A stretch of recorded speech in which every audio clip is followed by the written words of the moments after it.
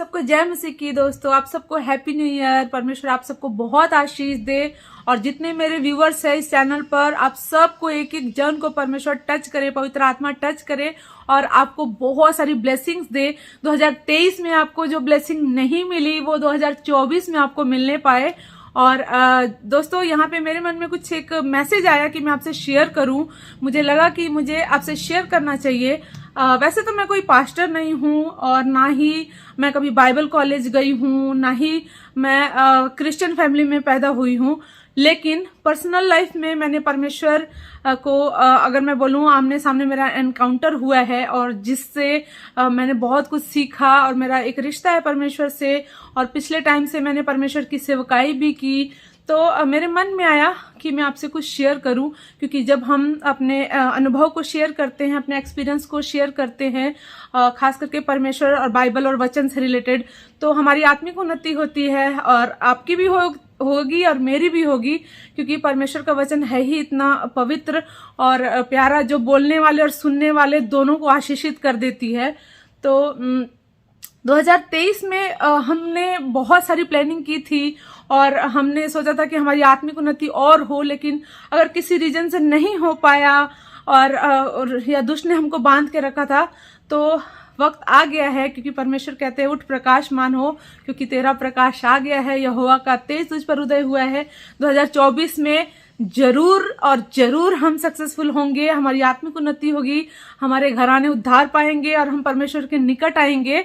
तो दोस्तों यहाँ पे कुछ पॉइंट्स है जो मैं आपसे शेयर करना चाहती हूँ, जो आपने ध्यान में रखना है अगर आप चाहते हैं कि आपकी आत्मिक उन्नति हो, आप सक्सेसफुल हो और अपने हर फील्ड में, चाहे वो स्टडी हो, चाहे वो जॉब हो, पारिवारिक जीवन हो और आपका स्पिरिचुअल लाइफ हो, सब में आपकी आत्मिक उन्नति कर दे, सब में स्पिरिचुअल और सब में इकोनॉमिक और जो भी आप चाहते हैं, जैसे भी आप सफलता चाहते हैं आपको मिले, तो आपको कुछ बातों का ध्यान जरूर रखना चाहिए। तो उसमें से पहला पॉइंट है कि हमें विश्वास करना चाहिए कि परमेश्वर है, और क्योंकि लिखा है कि परमेश्वर के पास आने वालों को ये विश्वास होना चाहिए कि परमेश्वर है और हम विश्वास ही से परमेश्वर को प्रसन्न कर सकते हैं। और विश्वास करने वालों के लिए सब कुछ हो सकता है ना, सब कुछ संभव है। तो हमें विश्वास जरूर करना चाहिए, ये बहुत बड़ी बात है, क्योंकि हम अपनी लाइफ में ऐसे सिचुएशन में फंस जाते हैं कि हमें लगता है कि मतलब कोई हमारे साथ नहीं है और हम अकेले हैं, लेकिन विश्वास करो कि परमेश्वर ने हमको कभी अकेला नहीं छोड़ा, वो हमारे साथ है और अंत तक, हमारे आखिरी सांस तक उनका वादा है कि वो हमारे साथ रहेंगे, इस जगत के अंत तक हमारे साथ है। तो हमें विश्वास करना है और विश्वास ही से हम परमेश्वर को प्रसन्न भी कर सकते हैं। तो एक ही विश्वास में कितनी सारी बातें हैं, इतने सारे पॉइंट्स हैं कि हम परमेश्वर को प्रसन्न भी कर लेंगे और हमारे लिए सब कुछ संभव भी हो जाएगा, है ना। तो ये हमें सक्सेसफुल होने में बहुत हेल्प करेगा। और जो हमारा सेकंड पॉइंट है, प्रेम करना, परमेश्वर से प्रेम करना, क्योंकि बाइबल हमको बताती है कि जो लोग परमेश्वर से प्रेम करते हैं उनके लिए सब बातें मिलकर भलाई को उत्पन्न करती है। क्योंकि परमेश्वर से जब हम प्रेम करते हैं तो जो सिचुएशन हमारे लिए जो नेगेटिव होते हैं, उल्टी बातें लोग हमारे बारे में कभी कर देते हैं या हमारा काम खराब कर देते हैं, तो परमेश्वर उन सारी बातों को, गड़बड़ियों को हमारी भलाई के लिए उत्पन्न कर देते हैं। तो लेकिन जब हम परमेश्वर से प्रेम रखते हैं तब, है ना।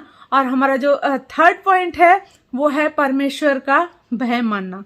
परमेश्वर का भय जब हम मानते हैं तो इसके बहुत फायदे होते हैं, क्योंकि परमेश्वर से, एक तो सबसे पहली बात ये, हमको खुद ही परमेश्वर से भय मानना चाहिए, क्योंकि परमेश्वर बहुत पवित्र है और कभी भी उनके पास जो योजना है हमारे लिए वो बुरी नहीं होती है और बहुत अच्छी योजना होती है परमेश्वर के पास जो हमारे लिए है। और परमेश्वर का भय इसलिए मानना चाहिए क्योंकि अगर आप चाहते हो कि आपकी जो भी प्लानिंग है सक्सेसफुल हो, और क्योंकि कई बार ऐसा होता है ना कि हम बड़े बड़े पास्टरों के पीछे भागते हैं और कि पास्टर हमको बताए, हमारे लिए भविष्यवाणी करे कि हमारे साथ ये होगा वो होगा, हम ले हैंड प्रेयर करवाते हैं, पैसे भी देते हैं कई बार, तो वो सक्सेसफुल भी नहीं होता है। तो हमें क्या करना चाहिए, डायरेक्ट परमेश्वर के पास जाना चाहिए और परमेश्वर का भय मानना चाहिए। इससे क्या होता है, भजन संहिता 25:14 में लिखा हुआ है, एक वचन को हम निकालेंगे, भजन संहिता 25:14, उसमें लिखा है यहोवा के भेद को वही जानते हैं जो उससे डरते हैं, और वह अपनी वाचा उन पर प्रकट करेगा। यहोवा के भेद को वही जानते हैं जो उससे डरते हैं, और वह अपनी वाचा को उन पर प्रकट करेगा। आप समझे इस वचन को कि भेद को, परमेश्वर अपने भेदों को, अपनी योजनाओं को हम पर प्रकट करते हैं जब हम परमेश्वर से डरते हैं और परमेश्वर का भय मानते हैं। परमेश्वर को हर समय उपस्थित जानकर अपने काम को करना है। हम कुछ भी काम करते हैं, हम किसी के बारे में बात भी करते हैं, तो हमें हमेशा ये नोटिस में रहना चाहिए कि परमेश्वर हमको देख रहे हैं, और परमेश्वर की जो आंखें हैं वो हर जगह हमको देखती है। और परमेश्वर के भय में, डर में रहकर, उपस्थिति में रहकर, और तब हमको चलना है, तो इससे परमेश्वर प्रसन्न होते हैं। इसका एक फायदा और ये है कि जब हम परमेश्वर का भय मानते हैं तो इससे क्या होता है कि हमें बड़े बड़े पास्टरों के आगे पीछे घूमना नहीं पड़ता है, क्योंकि जब परमेश्वर स्वयं अपने भेदों को, अपनी योजनाओं को हम पर प्रकट कर देंगे तो हमें बड़े बड़े पास्टरों के आगे पीछे घूमने की जरूरत नहीं पड़ती है। क्योंकि मैं अपनी अगर बात करूं तो मैं छोटी थी तो मैं भी परमेश्वर के बड़े बड़े दासों के आगे पीछे घूमती थी, और उससे मुझे कोई फायदा नहीं हुआ, और बहुत इंसल्ट भी मुझे सहना पड़ा, और मैं बल्कि उनको यीशु मसीह समझती थी। क्योंकि मैं एक नॉन क्रिश्चियन फैमिली से हूं, तो मुझे पता ही नहीं था, मुझे लगता था पास्टर लोग भी यीशु मसीह ही है ना। तो जबकि वो यीशु मसीह नहीं है, यीशु मसीह के जैसा कोई एक पास्टर नहीं है, आज की डेट में भी नहीं हो सकता कभी भी, क्योंकि यीशु मसीह तो यीशु मसीह है। और पास्टर लोगों का हमें आदर करना है, 2 गुना आदर के वो लोग योग्य हैं, लेकिन वो लोग यीशु मसीह नहीं है। हमको ये बात जानना है, क्योंकि किसी पास्टर ने हमारे लिए जान नहीं दी, ना हमारे लिए लहू का कतरा बहाया है। सिर्फ यीशु मसीह ने हमारे लिए अपने एक एक बूंद लहू का कतरा बहा दिया है। तो हमें पास्टर लोगों को यीशु मसीह का दर्जा बिल्कुल नहीं देना है। मैंने अपने बचपन से लेकर अभी तक की लाइफ में यही गलती की थी, तो ये गलती हमको बिल्कुल नहीं करना है। परमेश्वर का जो स्थान है कोई नहीं ले सकता इस दुनिया में, है ना। तो हमारे माँ बाप से भी ऊंचा स्थान है परमेश्वर का, यीशु मसीह का हमेशा ऊंचा स्थान रहा है, और वो इसके योग्य हैं। तो इसका फायदा ये है कि हमें किसी के पास जाकर ले हैंड करवा कर और अपने लिए भविष्यवाणी कराने की जरूरत नहीं पड़ेगी कि आप हमारे बारे में ये बताओ। क्योंकि जब हमारा रिश्ता परमेश्वर से इतना मजबूत हो जाएगा, आमने सामने का हो जाएगा, और स्वयं परमेश्वर अपनी भावनाओं को, अपने भेदों को, अपनी योजनाओं को और जब हम पर प्रकट करना शुरू कर देंगे तो हमें किसी की जरूरत नहीं पड़ेगी, है ना। तो ये कितनी अच्छी बात है कि स्वयं परमेश्वर हमें अपने भेदों को बताएंगे। तो इसलिए भी, है ना। एक मेरे मन में और बात आ रही है कि मैं आपसे शेयर करूं कि हमें हमेशा दूसरों के लिए प्रार्थना करनी चाहिए, क्योंकि बाइबल हमको बताती है इससे हम आशीषित हो सकते हैं। आशीष पाने का और सक्सेसफुल होने का एक बहुत ही आसान तरीका है कि हम दूसरों के लिए प्रार्थना करें। क्योंकि बाइबल हमको बताती है कि जब हम दूसरों की खेती सींचते हैं तो हमारी खेती स्वयं खुद ही सींची जाती है ना। और जब अय्यूब ने अपने दोस्तों के लिए प्रार्थना की, जबकि वो उसके दोस्त उसको कितना भला बुरा बोल रहे थे, जो अय्यूब के साथ होता है, तो उसके दोस्त कहते कि तूने ही कुछ किया होगा। हम सब ये स्टोरी को जानते हैं, और जिन्होंने नहीं बाइबल पढ़ी, आप अय्यूब की पुस्तक में जाके अय्यूब की स्टोरी को पढ़ सकते हैं। इसलिए हमें दूसरों के लिए प्रार्थना करना चाहिए। जब अय्यूब ने प्रार्थना की तो अय्यूब आशीषित हुआ, उसके दोस्त तो आशीषित हुए, अय्यूब ज्यादा आशीषित हुआ।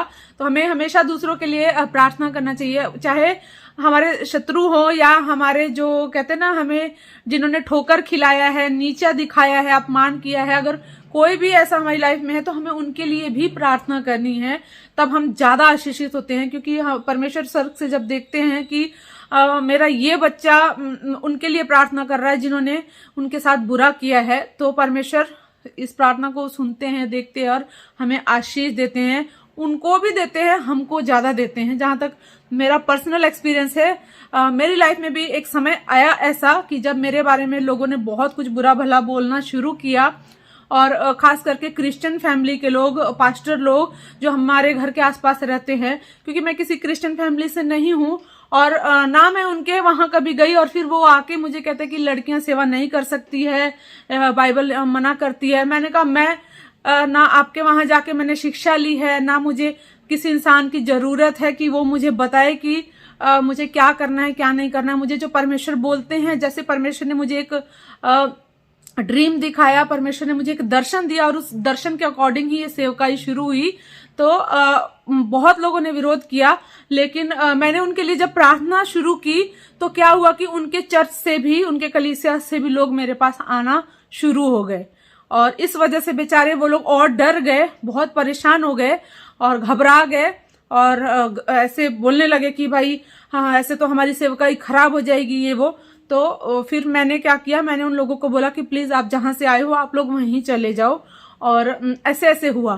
तो जब हम दूसरों के लिए प्रार्थना करते हैं और तो परमेश्वर हमको मतलब आशीष देते हैं। और अगर आप खास करके सेवकाई करते हैं तो आपकी सेवकाई परमेश्वर बहुत ज्यादा बढ़ा देते हैं। जितने उन लोगों के पास थे उनसे कहीं ज्यादा लोग मेरे पास आना शुरू हो गए, जबकि मैं ना मैं कोई पास्टर हूं, ना मैं क्रिश्चियन फैमिली से हूं, कुछ भी नहीं हूं। जैसे जैसे मुझे परमेश्वर ने दर्शन दिया उसके अकॉर्डिंग मैं बताती थी, सिखाती थी, जो भी है। तो मैं अपनी बड़ाई नहीं कर रही हूं, क्योंकि हम सब मिट्टी हैं, तुच्छ है, हम पानी के बुलबुले, हम इस योग्य नहीं कि हम परमेश्वर के नाम को भी अपने मुख से ले। लेकिन हाँ, परमेश्वर ने जो काम आपके जीवन में किया है तो उसको जरूर बताना चाहिए। एज अ गवाही मैं बता रही हूँ। तो आप हमेशा दूसरों के लिए प्रार्थना करें, खासकर जो आपकी बुराई करते हैं, चुगली निंदा करते हैं, उन लोगों के लिए जरूर प्रार्थना करना चाहिए, है ना। तो दोस्तों ये सब कुछ बातें थी। पहला पॉइंट है कि हमें परमेश्वर पर विश्वास करना चाहिए। दूसरा है परमेश्वर से प्रेम करना चाहिए, परमेश्वर का भय मानना चाहिए। और चौथा है हमें दूसरों के लिए प्रार्थना करना चाहिए, है ना। तो अगर हम इन बातों का ख्याल रखते हैं तो मुझे लगता है कि हमारे पास सारी आशीषें होंगी जो हम चाहते हैं। और सच कहूं तो पिछले साल से मतलब जितना चले आ रहा है, अभी 2024 का आज 1 जनवरी है और मेरे जीवन में इतनी खुशियां, इतनी गवाही है मेरे पास। मैं किसी पास्टर के पास नहीं गई, अपने लिए मैंने कभी किसी से प्रार्थना नहीं करवाई। तो इन बातों का अगर आप भी ध्यान रखोगे तो परमेश्वर के नजदीक आओगे, विश्वास बढ़ेगा और आपकी जितनी आशीषें रुकी हुई हैं परमेश्वर आपको देंगे। तो दोस्तों मेरे मन में आया कि मैं आपसे शेयर करूं। तो बहुत जल्दी नए एक वीडियो के साथ मैं आपसे मिलूंगी। मेरे लिए भी प्रार्थना कीजिए कि परमेश्वर मुझे और अपना स्वर्गीय बुद्धि ज्ञान समझ से भरे, पवित्र आत्मा से और भरे, और पवित्र आत्मा जी मेरी सहायता करे कि मैं और जो भी मेरी लाइफ में मैंने सीखा है वो मैं आपसे शेयर कर सकूं। तो दोस्तों परमेश्वर से प्रेम करें और परमेश्वर के लिए हमेशा तैयार रहें और परमेश्वर के लिए वफादार रहें। तो दोस्तों मिलते हैं बहुत जल्दी नेक्स्ट वीडियो के साथ। तब तक के लिए जय मसीह की। God bless you all.